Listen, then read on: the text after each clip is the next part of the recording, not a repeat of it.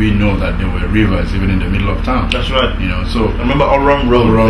You know, yes. it's a no-go area. Yes. You know, you look at Odomana, you know, you look at the House of Assembly, you know, always flooded and all of that. So that has come a long way. You know, so I even figure that federal government should come in, because when you look at the volume, you know, of water, look at the frequency of flow, you know, you realize that a lot has to be done.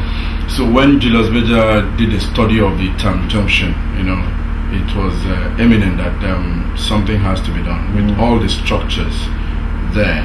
You know, you needed to design and pass this drain underground. And how do you pass it underground when you have about more than 3 kilometers? You know, so there's a special technology, you know, used, you know, precast rings and all of that, and then you have to drill down. You still see houses on top and all of that, you know. So and because of the length, the gradient is quite. You have to establish a gradient, you know, within the period to have a smooth flow. You know, and then you have what we call the access, you know, to the chambers. You know, so all of these is being costed, and we are just like in line with the quality job. We are producing something that is not going to collapse over the period.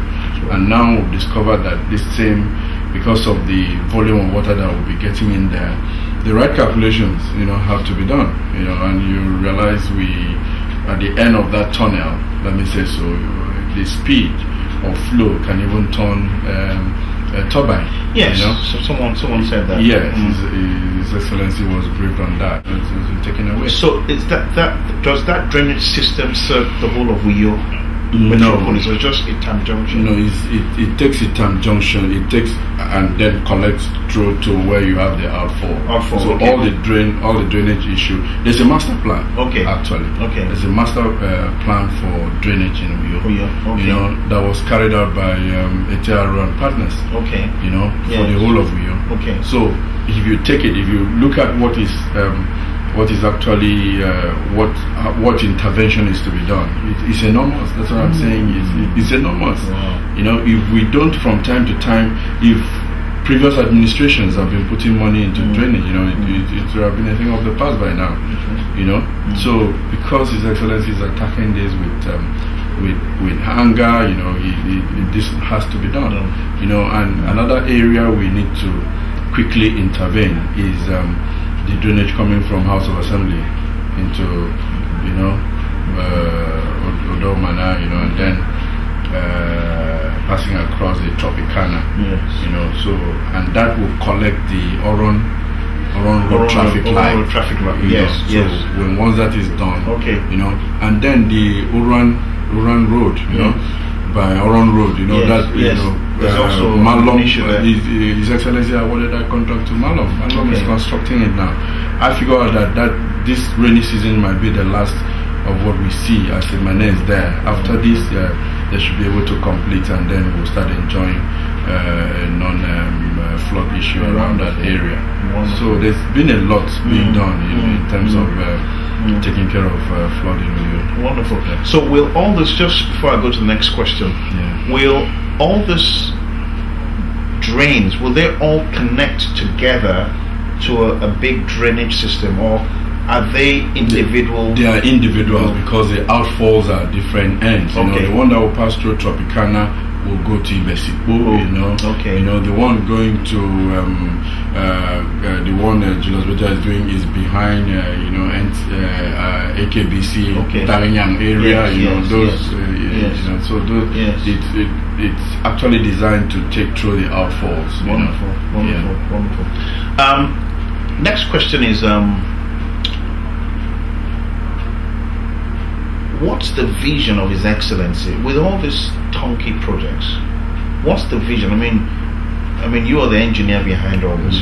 What is the vision? Where is it taking Akwa Ibom State in the next 5-10 years? It's a developmental evolution.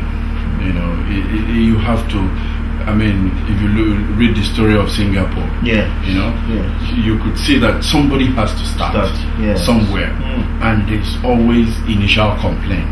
So what is happening today is, for me, is not surprising. It's not surprising. You read Singapore from a third world to a first world, you know. So Akwa Ibom State has to move from where we were, you know. So from where we were, where there were no roads, no investor gave us a chance, you know. Industries were collapsing and all of that. So we needed somebody, you know, a visionary leader, you know, like him, to say, look, I must start somewhere. You know, it was short of saying, let's shut down Akwa Ibom State and let's build, and then after building we open it up again. You know, but because that is not possible, you know, so a master plan study was done on the road interjection. We didn't just say, let me start building roads. He said, let us study and have a master plan come out, you know, in terms of how do I tackle federal roads? Which of the state roads should I tackle to create an immediate flow of traffic within, you know, at one point, you before you get from Ikorebene or Ikoromoisien, you know, to Iket, it would have taken you like 3 hours, you know, in one state, you know, but today you transfer that direction less than 1 hour. So the vision is to connect all the local government areas within the state. So no, the master vision is to commence with that. You know, to commence with that, so that investors can have access. You know, into it's easy to travel. You know, and for example, when you were doing the transportation study, you know, you now look at Ibom Industrial City, and said, okay, I'm going to develop Ibom Industrial City. It's about 10 years development plan.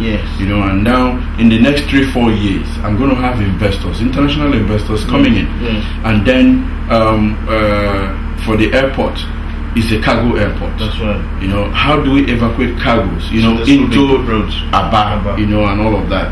There will be a lot of traffic at Itam Junction. That's right. So the flyover. Then the flyover came. You know, how do we take goods to Calabar? Then the flyover came over, you know, to take to Calabar from, you know, and then Port Harcourt, you give a different area, a different road network to it. So there's actually a story behind all those projects. There's a story. There's a big story behind it. So you have the airport, international airport, even inflow of traffic to go and meet up flights. You know, if people come in and get frustrated. Because I've seen the big highway. Today I don't like going to Port Harcourt. You know, before now we used to suffer going to Port Harcourt to take a flight. You get into Port Harcourt, it takes you 2 hours to get inside to get to the airport. But he saw that and said, I'm going to stop it. I'm going to start. Today there is hold up in Calabar. You know, and they are saying, oh, why can't our governor do whatever he's doing in Akwa Ibom? He's doing in Akwa Ibom, you know, because there's a road through Oron straight to you. Of course. A brand new, those of you that have not seen it, a brand new highway through Oron to you that goes straight to the airport, takes you about 15-20 minutes. 15 minutes. Yes, so, from Uyo to Oron. It's amazing. So that's for me, that was the preliminary, the beginning of opening up Akwa Ibom State, and said, okay, I'm going to have people travel into the state. They go to Tropicana Entertainment Center, you know, they go to play golf, you know. We need to open up the town, you know. Today you look at we are marking houses, you know, to be able to open up double lanes inside the town where there are traffic, so that you can create traffic flow. And then after this, the leisure area, because its vision is to create a Akwa Ibom State from a civil service state to a state of destination. You know, people can prefer to come in here either for socials or for business. You know, now is the second phase. We are going into election. We go into the second term, and then you see industry spring up. We're already having dozens of investors waiting to come in. You know, and now. Once we do that, some of them were signing MOUs and all of that, and once they're coming, the lands are made available, and we are sure in the next 2 years, Akwa Ibom State will be a different state, and this is a vision. You wouldn't have started with anything less than the plan on ground. There's a master plan, and we've intervened with more than 500 roads already in the state, and more than 200 kilometers of more than 500 kilometers of road in the state, and then more than 200 kilometers of federal